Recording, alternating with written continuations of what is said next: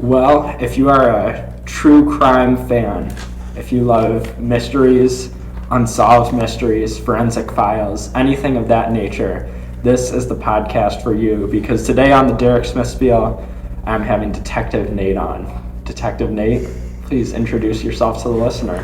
Hello everyone. My name is Nathaniel Yoder, although my undercover name is Detective Nate. I did not come up with that. That's not a boast, as Jason would say. It's a title. Dawned on me by, I think it was Owen who did it. Owen who coined that term. But I serve the good of the people of Homes Floor 210. Yeah. How did you get that title? It all starts when our floor started a group me, which is pretty common around college campuses. But every time I'd go into the bathroom, because we have a communal bathroom, I know we're not like the nice people who live in towers that get their own individual bathrooms, but we have a communal bathroom, and so sometimes I'll go in there, I'm taking a shower, washing my hands, and I'll see something by the showers. It could be shampoo, body wash, underwear, which is still on the floor. It's about a week old now. But I'll see clothes and I'll just be like, okay, well, someone forgot this. So I'll take a photo of it and I'll send it in the group me and I'll say like, oh, somebody forgot this. And then after, I don't know, probably like 5-6 of those, I was given the title Detective Nate by Owen. So yeah. Just like you said, serving the people. Serving the people, yeah, and that's what I do. And it's not an easy job. I got some hate for it at the beginning, which that's just what happens when you're serving the good. I mean, you're gonna have haters, but you know what I say? Just let them hate, because they're probably the ones that forgot their underwear that have been sitting there for a week. So you think your haters are people you might have exposed? I do think so, because now let me give you a bit of a layout on my side of homes. I don't associate with the girls' side. They scare me. But that's fair. Yeah, on our side, I have my roommate, and we are on the end towards the balcony. And then next door is Nick and Owen, who have been on the podcast before, as I'm sure you all know. And then there's another set of 2, and then 2 singles, and then our RA. And I'm pretty familiar with everyone on that side, and I don't think they would leave anything in the bathroom. However, the other side, that's where it gets a little crazy. I'm only friends with 3 people-ish on that side, and everyone else just, I don't know, when you see them in the bathroom, they don't necessarily give friendly looks. And one of them, who I don't know who it was, but one time after I exposed someone, just trying to help. Expose, I think, is a harsh term, but... Well, you aren't trying to expose, you're trying to assist. Exactly. But they feel targeted. They do, sometimes. they do. I think they feel a level of humiliation, and so they take that out on me. And so one time after I had sent a photo, I was then given the name Detective Nate in the group me. And then someone, I could pull up the receipts, I could. But someone said something along the lines of, oh, he should get another job, or oh, he should retire. I forget exactly what it was, and I was just like, wow, no matter what line of service you go into, you're going to get hate, but you just got to shake it off. As the late, great Taylor Swift said, just shake it off. Shake it off. Shake it off. Shake it off. Shake it off. Yes, as she said, yeah. But yeah, and so... That's how it happened. Yeah. So, do you also stress doing what you love? Because if you didn't wholeheartedly love being a detective, mm-hmm. a forensic analyst, would you be able to stick with it? I don't think so. When it comes down to it, it's just a passion project, because I see someone, I see someone who forgot something in the bathroom, and I go through what they may be thinking. It could be their shampoo, it could be an article of clothing, and they go into their room and they may forget about it, and then when they remember, it's too late, it's gone, somebody took it, and they may be very sad. So I try to intervene. I try to be that middleman before it's too late, and I try to find out kind of not necessarily who lost it, but let them know they lost it, and then they can recover their item so they don't lose it. So it's when it comes down to it, it's just what I love to do. Do you think you need a middleman? Like maybe you take the lost items to someone and then... I could do that. Maybe not necessarily a middleman, but a middle place, because sometimes the lost items will be in the corner of a shower, and that I will admit is hard to remember. There was one time I got out of the shower and I almost forgot my shampoo, but luckily I turned around and I saw it. So not necessarily a middleman, but maybe just putting the things on the counter by the sinks, which is a lot more obvious when you go in, because when you go to the bathroom, hopefully every time you're going to the sink, but now you're not necessarily going to the shower every time. So you might not see that area, but if you see the broader sink area, I think you'll have a better chance of seeing your lost item. You don't think they check the group me often enough to just know? I mean, I feel like they do. I do, but they're very shy about it. They don't respond I don't think I've ever gotten a response in the group chat saying, "Oh, hey, thanks, I forgot that." No, they just go into the bathroom and retrieve their item. Now, an interesting case that's an active investigation, if you will. I believe it was earlier this week, probably Monday or Tuesday. There's a pair of underwear that's just, it was on the bench by the shower, and I took a picture, sent it, hopefully they retrieve it. It is still sitting there as of 15 minutes ago. I went to the bathroom before coming here, and it was still there. And I don't know if they're just too humiliated to get their article of clothing, but it's just sad to see, that happen to people. They just get so in their own head, and they're like, how could I have forgotten that? And they do the unthinkable. It happens to the best of us. I remember one day I went to take a shower and I didn't forget anything in the bathroom, but I left my keys in my room. Oh, yeah, that happens to us. I went to the shower and all I brought was a towel and a change of underwear. So I got out of the shower, I walked back to my dorm, and there's just this moment where you go to open your door and you feel the doorknob's not moving, and you look everywhere possible for your keys before it dawns on you that you left them in the room. So I had to put dirty clothes on, take the walk of shame all the way up to East Tower, grab a key for my room, come all the way back, and open my dorm room. That's terrible. And now, where was your roommate? Was he in class? My roommate was in class. That is terrible. Wow. Yeah, that does happen. That almost happened to me. There was one time, I think it was late last semester, perhaps early this semester. I had taken a shower and my roommate was asleep. No, so he was in the room, but I go take a shower and I realized I forgot my key. And I completely thought I had locked the door. And I was very worried because I didn't want to wake my roommate. He didn't get a lot of sleep. So it's not that I couldn't get back into the room, it's just that I felt bad if I had to wake him up. But somehow I didn't lock the door. And I usually lock the door even if I just go to the bathroom. But for whatever reason, I didn't that time, and I was able to get back in. And it was just, as you said, there's that moment when you go and it's locked. I had that moment thinking it was locked, but I tell you, the relief of just that feeling going off your shoulders, it was a great feeling. I tell you, it was a great feeling. Do you believe in karma? I mean, I do think that is. I do think if you tend to do good things, hopefully good things happen to you. But I'm not doing my job to get a paycheck of good things happening to me. I do it so I can just help out the little guy in homes. Just help out where I can. Yeah. That makes you feel complete. It does. It does.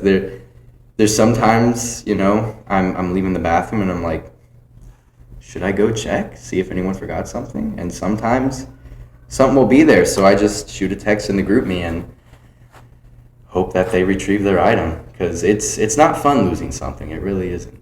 No. No, it's sad, especially at college when maybe it's something that you use at home, like a shirt that you got at home or something. You forget it, it's gone. It's a part of you missing. Now, you mentioned that you don't go to the girls' side because you're afraid of females, and Correct. Yes. I get that. Right. Yes, that's completely reasonable.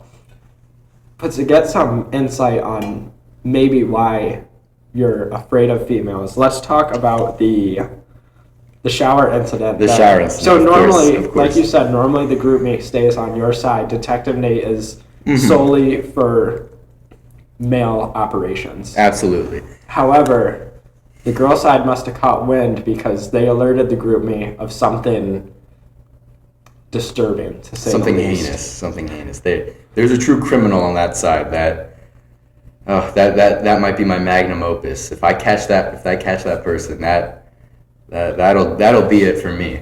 But yes, so about 2 or 3 weeks ago, and I'll admit, I don't know how I wasn't alerted to this. I have the GroupMe notifications on, or at that point did I not?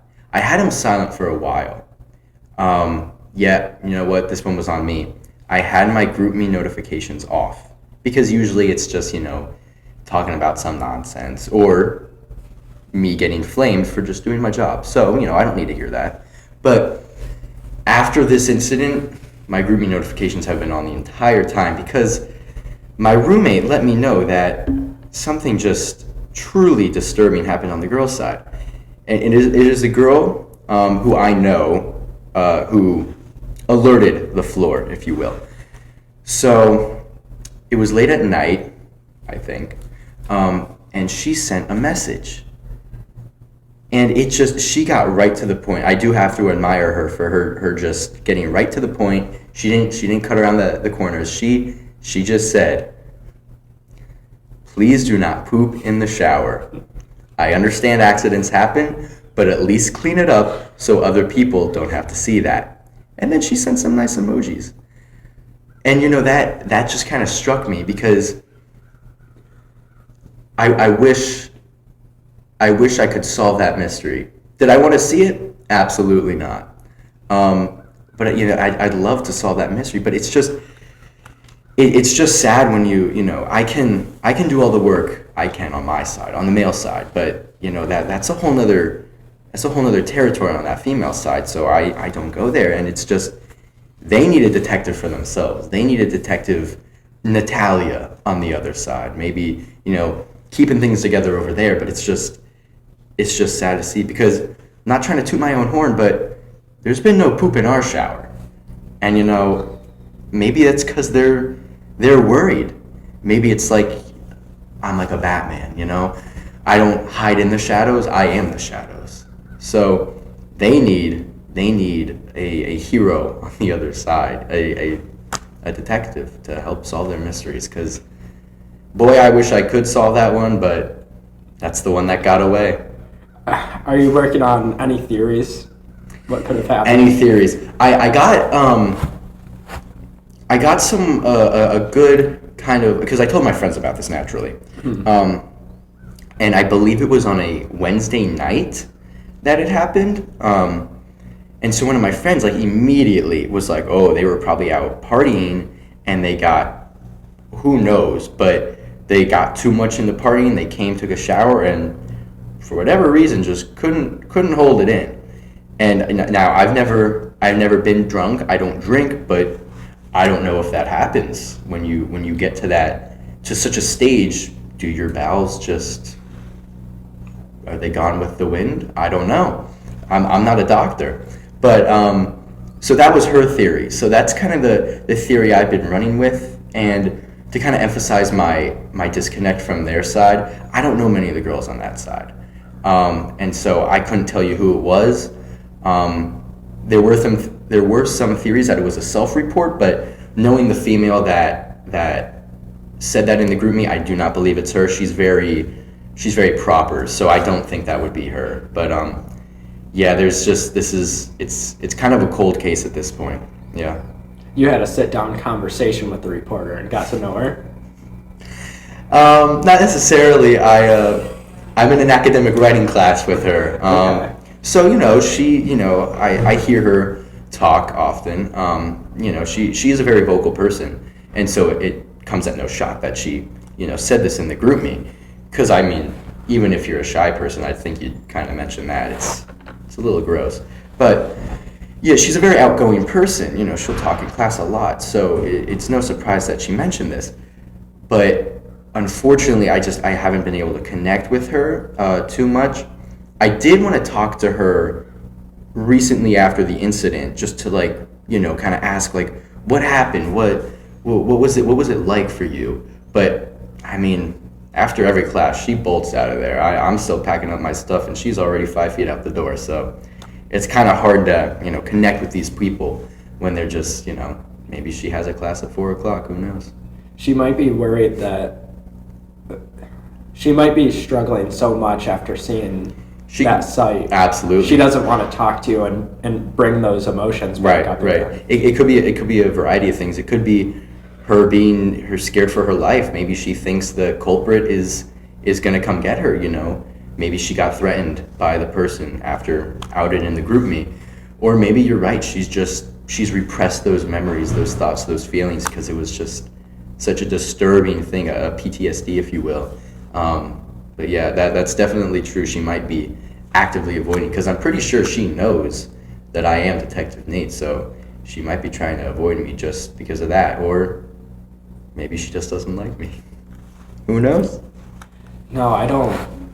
Unless there was a guy who accused you of bringing shame to their name, unless she knew the person who left their underwear in the bathroom for a week, and he was like, this Detective Nate, he's like my number one op. Right. I don't think she would have any reason to dislike you, because what you do is admirable.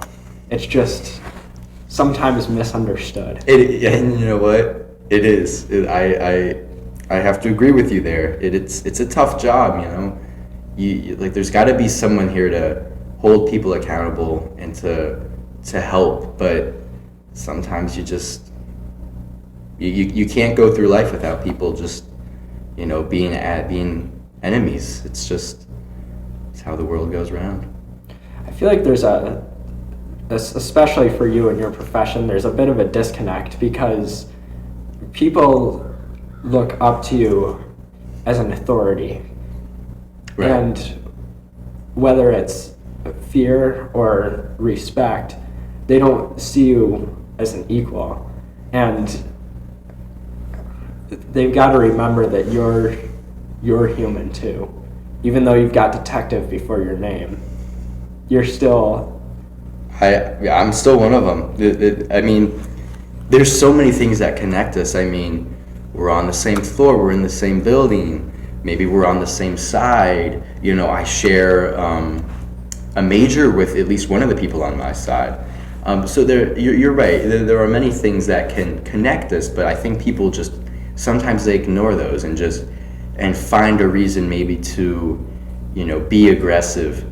And I think you're kind of spot on with that fear and respect, because I have friends on our floor, who we joke about the things I send. We joke about my job, but it's it's very lighthearted. And like I said, I didn't even coin my own name, Detective Nate. It was one of my friends. So you're right. I think there is a level there where there's some people who respect me, respect my job, and we're friends, and we see each other as good pals. But then there's that other side who they see me as an enemy. They see me as someone in their way of maybe making the bathroom a mess, and I don't appreciate that, because I'm not trying to start anything with anybody. I'm just trying to be a good person and kind of help out. But sometimes people can't see that. Yeah. Well, there are some people who see that in you, and let's go more into those people, because we've focused on the difficult parts of your job. Now let's look at the people who appreciate absolutely what you do. Right. uh, you have hole buddies. You know, So explain that. I do have hole buddies. So just to give the listener a bit of context. So as previously mentioned, my roommate and I are on the end of our building, and then next door we have a group of roommates called Nick and Owen. Called Nick and Owen, that's their names. And something interesting happened last semester. You know, we didn't talk to Nick and Owen. We didn't know them.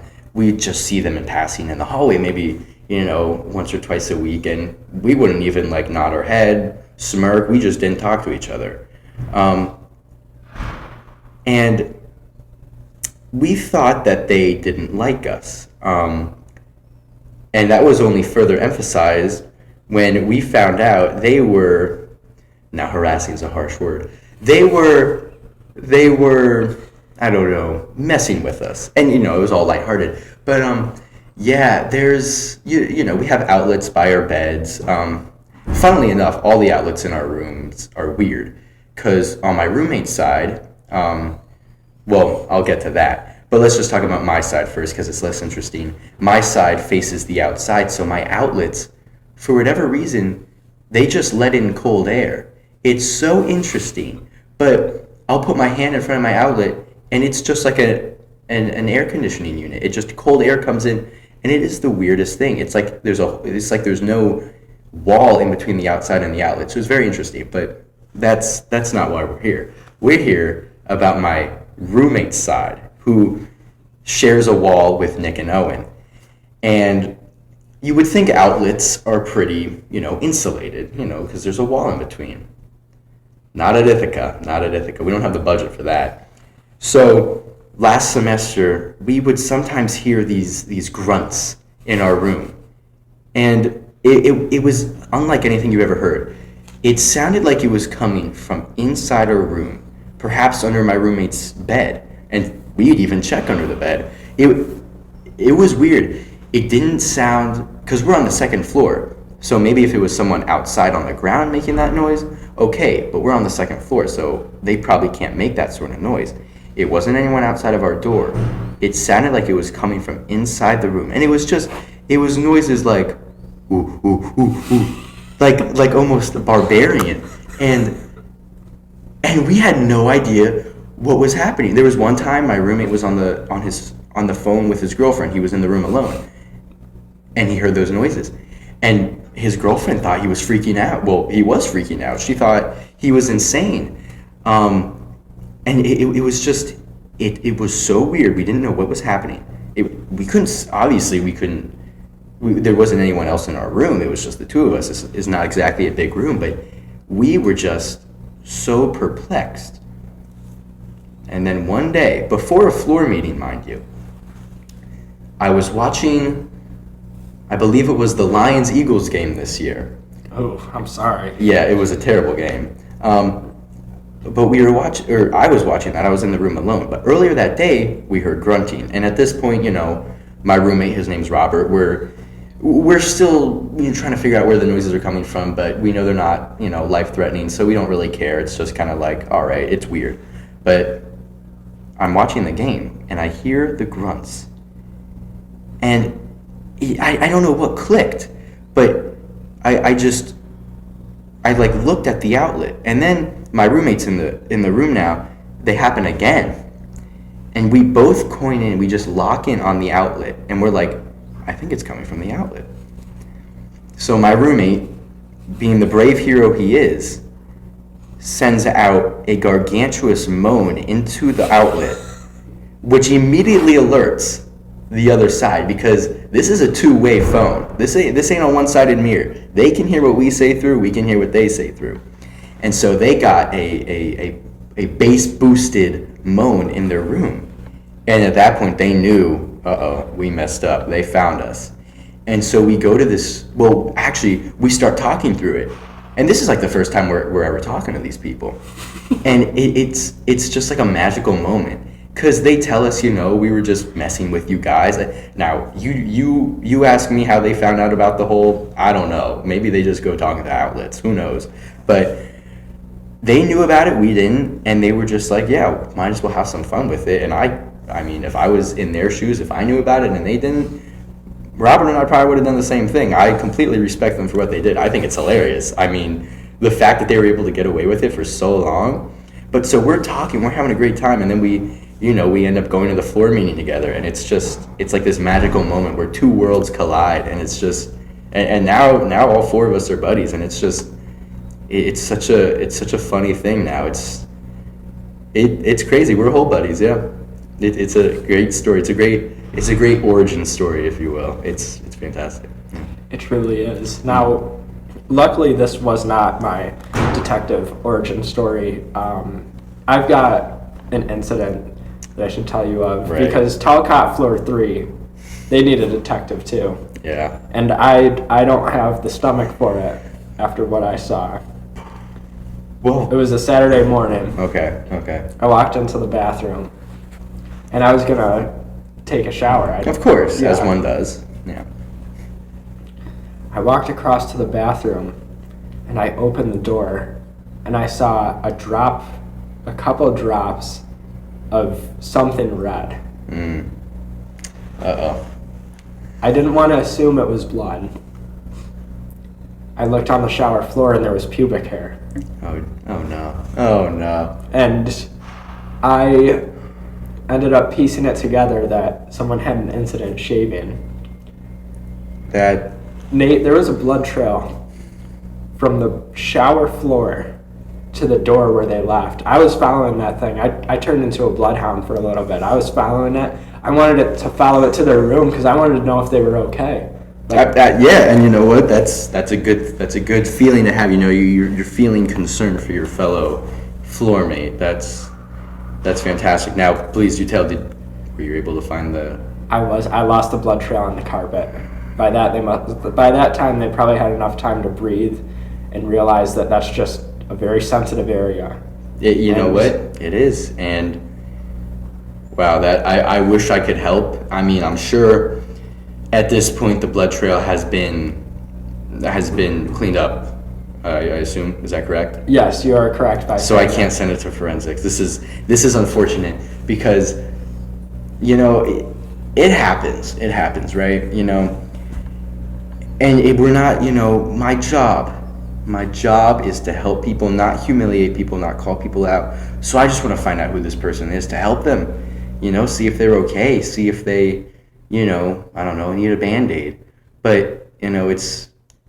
I can understand being in their shoes. They just wanting to get out of the shower, get out of the bathroom as fast as they can, and they probably didn't even know they were dripping blood. But that's just we all need a detective on our floors. We really do. It's a scary world out there. It is. It is. It is, and I do feel bad for the cleaning ladies. Absolutely, because cleaning up, you know, wet paper towels is one thing, but blood, poop. Those are completely different. It's Hair hair is everywhere. That's terrible. That's not a thing in homes. You know what? It isn't. At most, I can't even say that. Like just like, you know, head hair in the shower, but I can't even like recall that. I mean, I wouldn't say our bathroom's clean, but I don't think anyone's trying to, you know, get a buzz cut in our shower. Let's say that. Yeah, it's not terrible. I think we're pretty kind to our cleaning ladies. Well, we're going to change the subject. So, of course, Right. when I'm changing the subjects, I've got to do my own plugs. Absolutely. If you're listening to this podcast on Spotify, you can also listen on YouTube at Derek Smith Stock 13. If you're listening on YouTube, you can listen on Spotify by searching the Derek Smith Spiel. If you don't want to listen to the long podcasts, I get it. You don't have that time in your day, but you can listen to the highlights, the shorts that I make on on TikTok at SmithStock5. You can also listen on my YouTube channel. I do have the shorts posted on there. For updates on anything, you can follow my Instagram at DerekSmithStock13. But if you're tired of the indoor stuff, you don't want to listen to podcasts, and you just want to feel more outdoorsy, get some fresh air, go over to YouTube and listen to Dylan Smith Outdoors. He does everything from hunting, fishing, cooking. He unboxing videos. He even did that a couple times. He does it all. You can find those at Dylan Smith Outdoors 8459. So there are my plugs. We're gonna move past the detective thing because you are more than just a detective. You're a human, like we assessed you. I appreciate that. Let's talk about TV, film, and production. Let's talk about it. Oh boy, there's a lot to talk about there.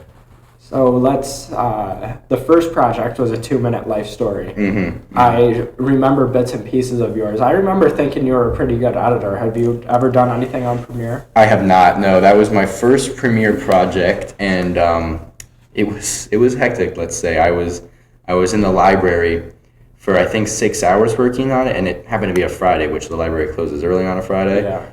And I did not know that, and so I was really in the rushing mode, but my friend who knows Premiere, she helped me, and I was able to submit it. Now, if you want to watch see the timeline of the editing I did, good luck, it's gone. It's completely erased, but hey, I have the video, and that's all that matters. But that Adobe is completely new to me, and now I'm familiar with some of the, actual editing portions. That's fun for me, but getting it on the hard drive, submitting it, saving it, I'm still working on that. I'm still getting used to that one. I remember for the first project, the 2-minute life story, I had never worked, I worked on Premiere once in a journalism class, but it was like a short 1-minute video. There was like minimal editing. You just had to add text pretty much. So this was my first real Premiere project, and I remember working on it, putting everything together. I was matching pictures like to the voiceover. I was like, oh yeah, man, I'm like, I got this. This is good. I went into class, and the first video that was shown, I was like, damn, mine is terrible. Yep, that's how it ran through my head as well. I tell you. What was in it? Alex's? I think it was Alex's. Yeah, his was good. At that moment, much like you, I was just like, ah, crap, they got to see my video. It's bad. Now, I did get a good grade, which was good. But yeah, I mean, I think it's best to go first. There's no expectations. But when you go after someone like Alex, it's over. It really is. There really are levels to the editing game. There are levels to it. There really are. Yeah. But we're gonna work our way up that ladder. We are working our way up. We're currently on project number 3. Nate and I are not on the same team, but we were for project number 2. We were, and that's where our friendship blossomed. I'd say I didn't know you prior to that, but I'm glad we got paired up. It's great. No, it was a fun project. It really was. It was me, you, and Emily, and I remember. Well, I mean, a lot of things went down with the grouping, but one thing, I was looking around, and it seemed like every group had like one expert. You know what? That ran through my head as well. And our group, no disrespect to anyone in it. Oh, no. I like Nate and Emily, and I like myself, obviously. But we don't know how to edit. We don't. We've never used the XR30 camera. We have never used a lav mic. We didn't know what we were doing, and somehow all 3 of us ended up in the same group. I don't know what he was thinking, but he had it out for us. Let's say that. He did, because he changed the groups too. Originally, we were not in the same group. Right. I wish I remember who I was with. I think because it was our 2 other buddies in the class, Nick and Dash. They weren't always together. I think it was. I'm not even gonna try, but I think initially I was with Claire, and as we know, she is a fantastic editor. I mean, it's insane. So I thought, okay, I'm golden, and then groups got switched around. I ended up with you and Emily, and now you, I will say, I was like, okay, I think he's a pretty good editor. I didn't really know much about Emily. I didn't really remember her video, so I couldn't say anything about her, but I wouldn't say I was confident, but I was like, okay, I think we have this. And then it was a journey. It was a journey. Let's go with that. We definitely learned the most, but that was because we had the most to learn, and we were kind of forced to improvise on the spot. I remember day one of setting up the cameras. We were supposed to take a video with recording some audio, and we Emily. We were filming. We didn't know what to say on camera. Yeah, we didn't get a script, and it could have been anything. But when you're that pressure, it's just kind of like, whoa, what do I say? So we asked around, saw if we had any jokes, and Emily said, "Yeah, I've got a knock knock joke." So we were like, "Well, Emily, get in front of the camera and tell your knock knock joke." And this is what she said. She said, "Knock knock." Who's there? Dwayne. Dwayne who? Dwayne the tub, I'm drowning. And that might be the single best knock knock joke I've ever heard. And I hadn't heard it prior, so when she said it, I just started laughing. That was so funny. To be honest, it took me an embarrassing long time to get it, because I thought it was like maybe a rock joke, like Dwayne Johnson. Yeah. I was too fixated on the name, not like. Emily had to explain it to me, like, Derek, it's a little kid drowning in a tub. Little kids can't say their R's. So Dwayne the tub, or Dwayne the tub, I'm drowning. And I was like, oh, it finally clicked. That was a fantastic joke. Unfortunately, who knows where that SD card is? That could be scrubbed. That could be, maybe the visual is still alive, but we never have that recording. It's gone. We were supposed to show it in class. Yes. We thought we were going to get some class award for that. Funniest joke. Maybe just 100 before we even did the project. But yeah, everyone else was probably going to stand up there like, oh, this is our test video number 1 for TV and film production. Yeah, some corny stuff like that. No, we had a knock-knock joke. Yeah, and a great one at that. A pretty original. Yeah, I mean, I haven't heard it before, Then she said what does that other one go? It's orange you glide in and say banana. Yeah, I mean, but that one's classic. You hear that all the time. But yeah, this one I never heard this before. It was original to me. It was great. So that was just the practice. The assignment itself was a mini documentary. Mini doc, 5 minutes. And Nate, man, he really clutched up for us. Come on now. He got Professor Jason Hamilton set up for an interview. Now, me on the other hand, I dropped the ball for the team. I'm going to let you in on a little secret. A big part of the project was lighting. Mm-hmm. A huge part of the project. I'd say half of it. Probably. Like, no exaggeration. And we got the list of supplies that we needed. Some groups already knew what we needed because they had taken classes before, but group of 3 new people, I was waiting for the list.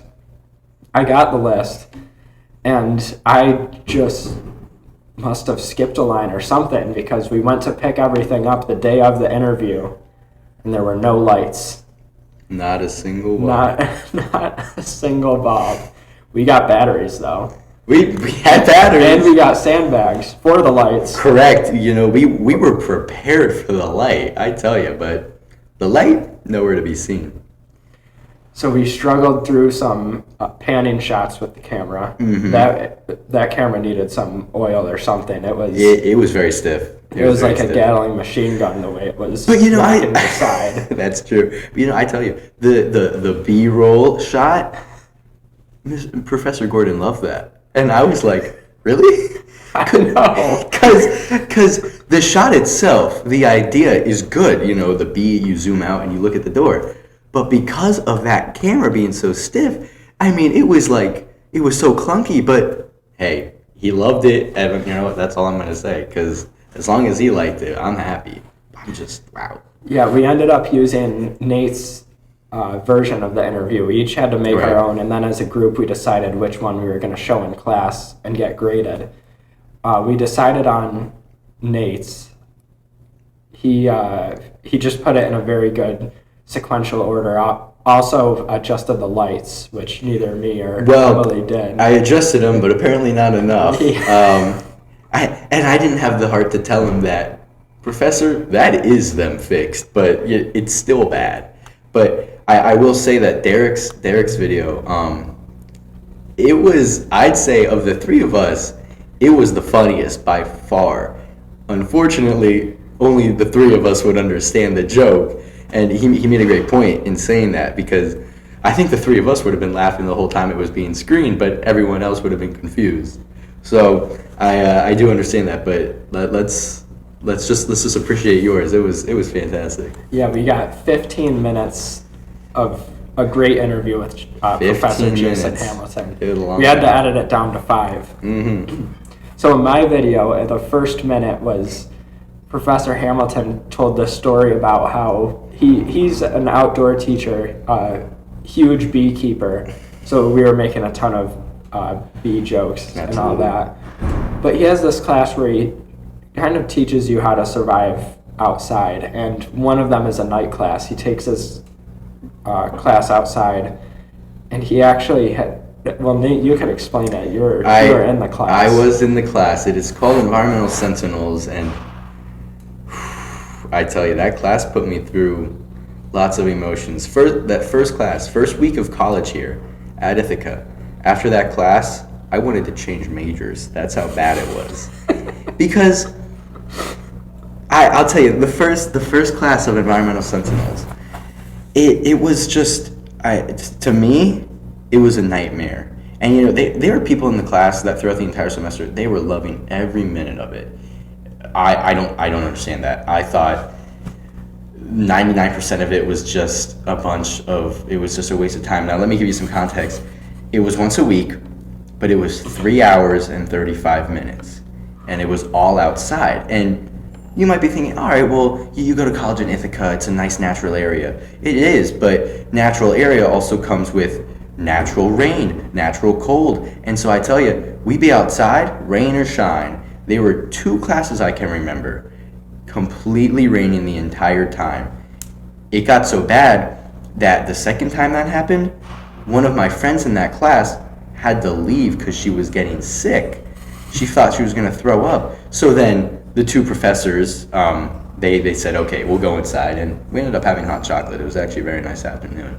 But it is just, it's a very interesting class that I hated almost every minute of it. Looking back at it, you know how people say like, oh, it was great looking back at it. I don't get that. The night class, now, he introduced the idea of the night class because they do it once a year for that class. He introduced that, and I thought, okay, this is going to be awful. Like, I think the night class was 5 to 11, so what's that, 6 hours? Oh my gosh. 6 hours. 6 hours. So did you get a week off, or? Well, yeah. So the way this class works, it was either a Tuesday or Thursday you did it. I had the Thursday class. But the night class was either Tuesday or Wednesday. I don't know why. Maybe it's their schedule. But I picked the Wednesday class, which I'm really glad I did, because the class got, you know, obviously there's a Tuesday and Thursday class. The class people, the classmates I have in my Thursday class, oh brother, I tell you, I talked to maybe 2 of them. It was such an interesting bunch. I wasn't friends with any of them. But the Tuesday class, I realized, had a bunch of good people, and I was able to hang out with the majority of them. And now I'm good friends with them. I'm in classes with them now. So maybe if I was in the Tuesday class for Sentinels, everything would be different. But at least the night class, I was able to spend time with them, meet them. And the night class was actually enjoyable. I don't know what it was. The temperature was decent. It was kind of just like, it was chilly, but not, you're not going to freeze your butt off. We made a fire. We got split up into groups. We made a fire. We cooked our own food. They had all the food, like the ingredients there. We could make whatever we want. We ended up making pasta with marinara sauce. We put the pot on the fire. We would check. A couple leaves ended up in the food, but that's just extra protein. And then for dessert, we had a banana boat, which I had never had before. Have you had a banana boat before? I have not, no. It's super good. You let me remember. So you get a banana, you cut it open, so it's like this shape, you got the kind of curving up. And then you dig like the top layer of the banana out with like a spoon, and you can eat that. And then you put marshmallows in it. And the peel is still on. So you put the peel on the embers of the fire, you're not gonna throw it in the middle. And those marshmallows will melt, and then you pick it up.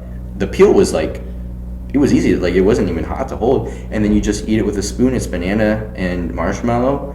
I don't think I've ever had that pairing before, but it was super good. And then you just, throw the peel out. But yeah, that was good. And then we were split up into two groups, and we were given blindfolds. And there's two professors in this class, Jason and Anne, and they would tell us, they would walk. It was pitch black. We didn't have our phones. They actually took our phones. They took our keys and wallets as well, because they didn't want us to have any distractions. Probably some people got robbed. But they just point to these like different trees, so we're separated enough, and then we just sit there. We're alone. We sit there. It's pitch black. It's dark. And I'm going to be honest with you guys, we sat there for probably 45 minutes. I fell asleep. I dozed off. I don't think it was super long, but I fell asleep.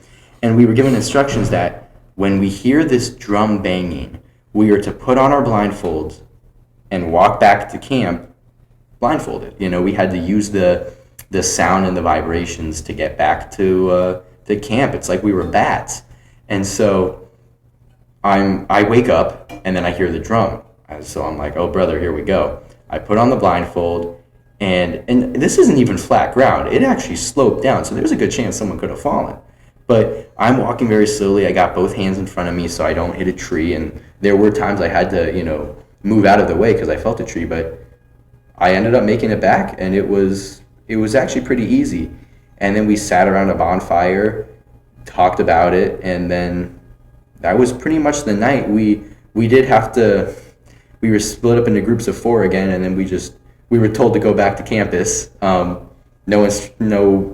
map, obviously, no phones, no flashlights. We just had to find our way back to campus. And they didn't give you your phones? Well, we had our phones, but we weren't allowed to use them. I guess if we got really lost, we could have used it, but we ended up making it back, and it was actually a very fun time. The normal Thursday class, I could have done without any of those, but this was actually fun. And it almost made me change my perspective on the class. But then next Thursday came, and I was like, oh yeah, here goes the same old crap. But I will say it gave the class a chance, and I'd say the class is it's definitely unique, and I put lots of work into that class. But yeah, I got stories at least. I mean, I can tell these stories for forever. But yeah, so. When you were around the campfire talking about it, what was the whole point of that blindfolding exercise? Well, the blindfolds themselves were not foreign to this class, because the first week, as I said, it made me want to switch majors. We walked around up by terraces, and they blindfolded us, and we kind of just made a big conga line, and the professors led us. They weren't blindfolded, but we were going up and down steps. I was thinking the entire time, being blindfolded, I was like, okay, I feel like if somebody falls, they could sue the school. I feel like, and I'm also thinking what other majors am I going to do? Because I'm not sticking with this. Because it was awful. I mean, and there was nothing about the environment in that particular class, because it was just walking around blindfolded, being led up and down stairs, and I was just like, this is the dumbest thing I've ever done. So these blindfolds, we knew about them. And the whole point was to kind of, and a big theme throughout the class over the whole semester, was to kind of use different aspects of animals. One of the big ones was fox walking, where, it's ridiculous. But you walk kind of slowly, you don't make any noises as you walk, as I guess a fox does. Another one is owl eyes, where you use your peripheral vision, and they were teaching us how to use our peripheral vision. I know how it works. And that was also the first class, and I'm just like, get me out of here. But and there's other things I think dog nose, And we're just supposed to use these different senses because, we're so used to using sight. So they were like, okay, we're going to cut off your vision for this activity. So we had to just use our ears. And the drumming wasn't like repetitive. I mean, it was repetitive, but it was, he would bang the drum and then maybe 10 seconds he would bang it again. So you kind of had to like be patient with it. It wasn't constant, so you couldn't just follow it continually. You kind of had to, like use, where would that last sound? And I mean, it was very interesting. I didn't hate it. Now, do I use my ears more? I don't know. I think my ears are the same since that class, but I do understand what they were trying to teach. And yeah, it was a fun experience, that class, that night class, I should say. The class, well, it's a whole different story, but yeah, it's I think that was the big theme of that, was to kind of use your other senses, connect with nature, this and that sort of thing. Yeah, so call back now to the interview. Now that you guys have context, the professor told a story where the group that he took outside blindfolded and started banging the drum. He said there were coyote yelps. And from his heightened sense of hearing, due to all of the exercises he does, he knew that the coyotes were right in between him and the students. And he was like, well, it'll be interesting to see how this plays out. Luckily for everyone, the students made it back safe. And and can I just interrupt real quick? I hate to interrupt, but this is kind of the thing I was on about, like the first week. How in the world do you have an outside class like this where apparently there can be coyotes, and I don't think coyotes are super aggressive. I don't really know much about them, but I know they're not herbivores. They'll attack you, I think, and they got pretty sharp teeth. So I don't understand how he was just like, well, we'll see what happens. Excuse me? If I'm him, I'm shouting the top of my lungs, yo, kids, take off your blindfolds, either stay put or walk really carefully back. Not, I guess we'll see what happens. Yeah, we'll see what happens when there's 4 kids in the hospital. Now, I don't know how that didn't happen, but it's just like, that's where I'm like so shocked about this class. And I'm like, how is this even possible? Because talking about something like, small, like going up and down steps blindfolded, you could fall, you could, bang yourself up. Oh, that's a bummer, But a coyote? Like, give me a break. That's insane. But, yeah, I mean, they were fine, so I don't know. Maybe I don't know what I'm talking about. Maybe he could smell their fear because he was blindfolded. You know what? Maybe he talked to the coyotes. Maybe he talked to the coyotes. I wouldn't be surprised. Well, Nate, it's been a great episode. Is there anything you want to bring up before we close this out? I mean, I think we did a great job just kind of talking about campus life. It is interesting. There's lots of different aspects to it. And you know what? I'd love to be back for another episode, and maybe we can talk about our next project we're working on. I just wrote up the script, so for the PSA. Yeah, PSA, and I actually wrote up the script. I hope I don't get picked, because I just kind of put something together. But you know what? We'll see what happens. I got a good group this time. Well, not to say that our other group wasn't a great group. I think more experienced. They know how to edit. Yeah. But yeah, so that's this is a pleasure. I'd love to be back. It was a pleasure to have you. We'll definitely hear a lot more from Detective Nate, whether it's his mysteries, TV and film production, anything that comes up. Campus life can get interesting. Okay. With that being said, one last round of plugs. If you're listening on Spotify, you can also listen on YouTube at Derek Smith Stock 13. All of my podcasts are also housed there. If you're listening on YouTube, you can listen on Spotify on the Derek Smith Spiel. If you don't want to listen to a whole podcast, that's okay. I make highlights of the best moments of the podcast. You can find those not only on YouTube Shorts, but also on TikTok at SmithStock13 for updates on anything. going on in my interesting life. You can follow my Instagram at DerekSmithStock13. If you're tired of the indoors, that's okay because there's Dylan Smith Outdoors on YouTube. Just search at Dylan Smith Outdoors 8459 and he has got plenty of content for you. Ladies and gentlemen, that was the Derek Smith Spiel with Detective Nate.